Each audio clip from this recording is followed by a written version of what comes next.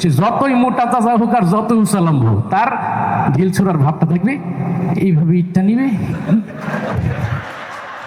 এইভাবে। এর সে বেশি শক্তি তার গায়ে নাই, ঠিক না?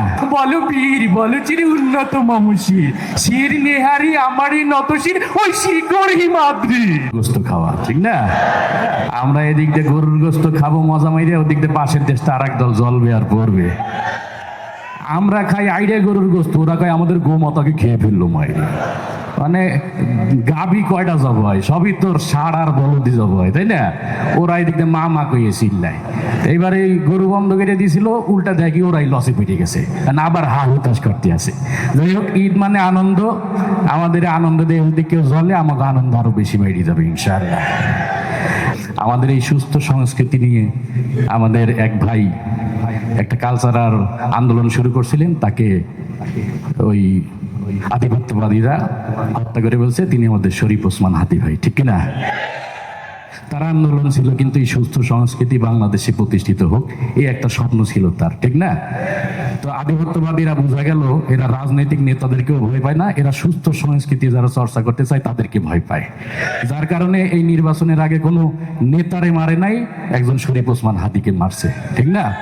আর শরীফ ওসমান হাদি ভাইকে মারার পরে আমরা মাদ্রাসার আলেম ওলামা সহ আপামার জনতার চোখে পানি বের হয়েছে, সবাই কান্নাকাটি করছে। একটা দল আছে তারা শরীফ ওসমান হাদির জন্য কান্দে নাই, তারা কাঁদছে হারমোনিয়াম ভাঙিয়ে ফেলাইছে, ঢোল তবলা ভেঙে ফেলাইছে এই কারণে, ঠিক না? এরা হইল বাংলাদেশের প্রগতিশীল এবং নাস্তিকবাদ একটা দল। এরা সবসময় এই আমাদের বিপক্ষে থাকে, ইসলামের বিপক্ষে থাকে। এই নাস্তিকদের বিভিন্ন প্রকার আছে, তাদের মধ্যে একটা প্রকার আছে নারীবাদী, আমরা যাদেরকে আদর করে নেড়িবাদী বলে থাকি আর কি। এই নেড়িবাদীদের বক্তব্য কি, যে ইসলাম নারীকে তার যথাযথ সম্মান দেয় নাই। কেন সম্মান দেয় না? এদেরকে যদি জিজ্ঞেস করেন যে ইসলাম নারীকে সম্মান দিল না কিভাবে, কবে যে বাপের সম্পত্তি অর্ধেক দিছে, এখানে ঠগাইছে। তো ওরা অঙ্কে কাঁচা, কারণ বাপের সম্পত্তি অর্ধেক দিছে, ওইটাই তো বোনাস পাইছে। ভাইরে যে ডবল দিছে, ওই ভাইয়ের তো খরচ আরো 3 ডবল, ঠিক না? ভাই বাপ মারে দেখতে হয়, ভাই বোনদেরও দেখতে হয়, নিজের সন্তানদেরও দেখতে হয়। আর সে যা পাইছে তার কি কোনো খরচ আছে? তাহলে এইখানে তো ইসলাম তারে আরো সম্মান দিছে। ইসলাম যেখানে রাজরানীর মতো সম্মান দিছে, যে তোমরা নারীদের কোনো ঘর থেকে বাইরে হইতে হবে না, তোমরা রাজরানীর মতো বাড়িতে বসে থাকবা, যা কষ্টের কাম আছে সব পুরুষটা করবে। আর ওদেরকে যদি বলা হয় নারীর সম্মান কিসে, বলবে আমরা নারীকে ঘর থেকে বাইরে করে এনে কামলা খাটাবো, রিক্সা চালক বানাবো, ইটের ভাটার শ্রমিক হবে নারীরা, এটাই নাকি নারীর সম্মান। তাই আপনারাই বলেন, এটা কি কোনোদিন সম্ভব?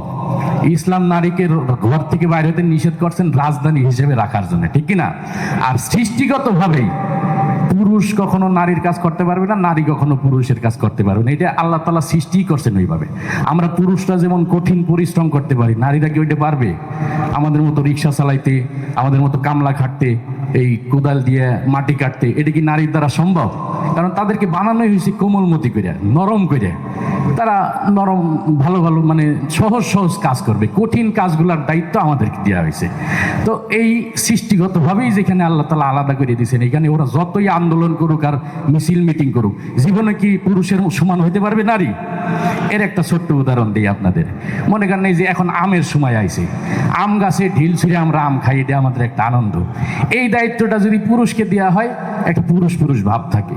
একটা ছোট্ট গেদুকেও যদি দেন যে তুমি একটু আম গাছে ঢিল ছোড়ো, তো সে যদি পুরুষ হয়, তার ঢিল ছোড়ার ভাবটা একটা পুরুষ পুরুষ ভাব থাকবে, সেইভাবে একটা ঢিল নিবে, নিয়ে দুম করে মেরে দিবে। আর এইটাই যদি একজন মাতারিকে দেন, সে যতই মোটা তাজা হোক আর যত উসালাম হোক, তার ঢিল ছোড়ার ভাবটা থাকবে, এইভাবে ইটটা নিবে, এইভাবে। এর সে বেশি শক্তি তার গায়ে নাই, ঠিক না? আবার দেখেন, পুরুষ আর নারী যে আলাদা, তার একটা উদাহরণ। আমাদের জাতীয় কবি কাজী নজরুল ইসলাম, তিনি একটা কবিতা লিখছেন, বিদ্রোহী কবিতা। এই বিদ্রোহী কবিতাটা কিন্তু পুরুষের সাথে যায়, ঠিক না? কারণ এর মধ্যে একটা বিদ্রোহ বিদ্রোহ ভাব থাকবে, আর বিদ্রোহ জিনিসটাই পুরুষের কাজ। নারীরা কোমলমতি, তারা সহজ সহজ। এই বিদ্রোহী কবিতার হকাদাই করে যদি আবৃত্তি করতে দিতে হয়, তাহলে ইলিয়াস হাসান বাইরে দিতে হবে, ইয়াসিন হায়দার বাইরে দিতে হবে, ঠিক না? তাদেরকে দিলে বিদ্রোহী কবিতাটা তারা পুরুষের মতো একদম বিদ্রোহর হক আদায় করে আবৃত্তি করবে। উন্নত মমশির শির নিখারে আমরের মতো শির ওই শিখর হিমাদ্রির বল মহাবিশ্বের মহাকাশ ফাড়ি চন্দ্র সূর্য গ্রহ তারা ছাড়ি ভুলক দুলক গোলক ভেদিয়া খোদার আসন আরশ ছেদিয়া উঠিয়াছি চির বিস্ময় আমি বিশ্ববিধাত্রীর। এটাই তো বিদ্রোহী কবিতার আবৃত্তি। এটি যদি একজন মাতারিকে দেন, সে যত শক্তিশালী হোক তার আবৃত্তিটা বলো বীর বলো চিরি উন্নত মমশির শির নেহারি আমারই নত শির ওই শিকড় হিমাদ্রি। এর সে বেশি শক্তি তাদের গায়ে নাই, ঠিকই না বলেন? আর একটা ছোট্ট উদাহরণ দিয়ে আমি শেষ করতে আছি। সেটা হলো আমাদের পুরুষদের একটা গুণ আছে, আমরা চুপ থাকতে পারি, ঠিক না? তারা কিন্তু 1 মিনিট চুপ থাকতে পারে না। উদাহরণস্বরূপ মনে করেন আমি ফরিদপুর থেকে আসছি, আমরা যদি বাসের ভিতর 2 জন অপরিচিত পুরুষ থাকি, আমরা যদি চেষ্টা করি যে আমরা কেউ কারোর সাথে কথা বলবো না, আমরা চুপচাপ ঢাকা পর্যন্ত যাবো, এটা কিন্তু আমরা পুরুষরা পারবো, ঠিক না? আর 2 জন নারী যদি হয়, এটা তাদের দোষ না, এটা তাদের ওই নরম স্বভাবের একটা গুণ আর কি।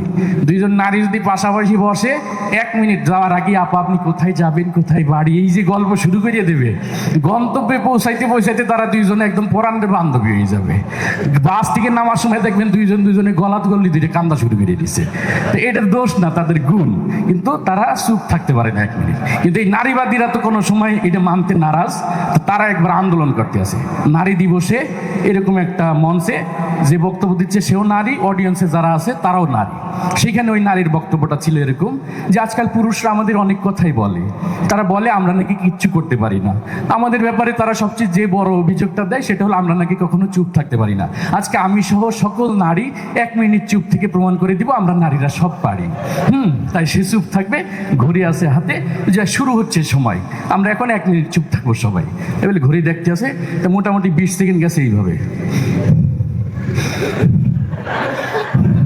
যখন 20 সেকেন্ড পার হয়েছে, যখন 40 সেকেন্ড পার হয়েছে, যখন 50 সেকেন্ড হয়েছে, আল্লাহ আর মাত্র 10 সেকেন্ড বাকি। বোঝা গেল তারা 1 মিনিটও চুপ থাকতে পারে না, ঠিক না? তার মানে সৃষ্টিগতভাবেই আল্লাহ রাব্বুল আলামিন পুরুষ আর নারীকে আলাদাভাবে বানাইছে। এই কারণে তারা যতই আন্দোলন করুক আর মিছিল মিটুক করুক, কখনো পুরুষ আর নারী এক হতে পারবে না, ঠিক কিনা বলেন? যে সমস্ত নারীবাদীরা আমাদের মা বোনদেরকে সমান অধিকারের নামে ঘর থেকে বের করে বেপর্দা বানাইতে চায়, ওদেরকে আল্লাহ তাআলা না সঠিক বুঝ দান করেন। আমাদের মা বোনদেরকেও যেন আল্লাহ তাআলা হেফাজত করেন। সবাইকে ধন্যবাদ, অগ্রিম ঈদ মুবারক, আসসালামু আলাইকুম।